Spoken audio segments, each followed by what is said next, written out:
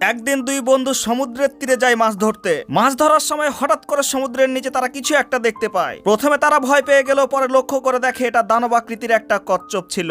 তারপর দুই বন্ধু মিলে লক্ষ্য করে দেখে যে কচ্ছপটা এতটাই বড় ছিল যা শহরে বিক্রি করলে অনেক টাকা পাওয়া যাবে। তারপর দুই বন্ধু মিলে অনেক কষ্ট করে সেই কচ্ছপটাকে পাড়ে নিয়ে আসলো। কচ্ছপটাকে পাড়ে আনতে গিয়ে তারা বুঝতে পারলো এই কচ্ছপটার ওজন অনেক বেশি হবে। তারপরে কচ্ছপটাকে রাস্তার পাশে রেখে বিশাল আকৃতির একটা ট্রাক আনার ব্যবস্থা করে। কিছুক্ষণ পরে শহর থেকে একটা ট্রাক চলে আসে। এলাকার লোকজন মিলে সেই কচ্ছপটিকে এবার সেই ট্রাকে তুলে শহরে পাঠিয়ে দেয়। সকাল হতে হতে কচ্ছপটি শহরে পৌঁছে যায়। এরপর দুই বন্ধু চিন্তা ভাবনা করে এই কচ্ছপটিকে চিড়িয়াখানার মালিকের কাছে বিক্রি করে দেয়। চিড়িয়াখানার এক বিশাল পুকুরে সেই কচ্ছপটিকে রাখার পর কচ্ছপটি লক্ষ্য করলো এর আগে থেকেও এখানে অনেকগুলো কচ্ছপ রয়েছে। শুরুতে কচ্ছপটা মনে মনে অনেক ভয় পেয়ে গিয়েছিল, কিন্তু তার বন্ধুদেরকে দেখে সে মনে মনে অনেকটা খুশি হলো আর তাদের দিনকাল অনেক ভালোই কাটতে শুরু করলো এই চিড়িয়াখানার মধ্যে। প্রিয় বন্ধুরা, ওই দুই বন্ধু মিলে চিড়িয়াখানায় কচ্ছপটিকে আটকে রেখে কাজটা ঠিক করলো না ভুল করলো তা অবশ্যই কমেন্ট করে জানাবে।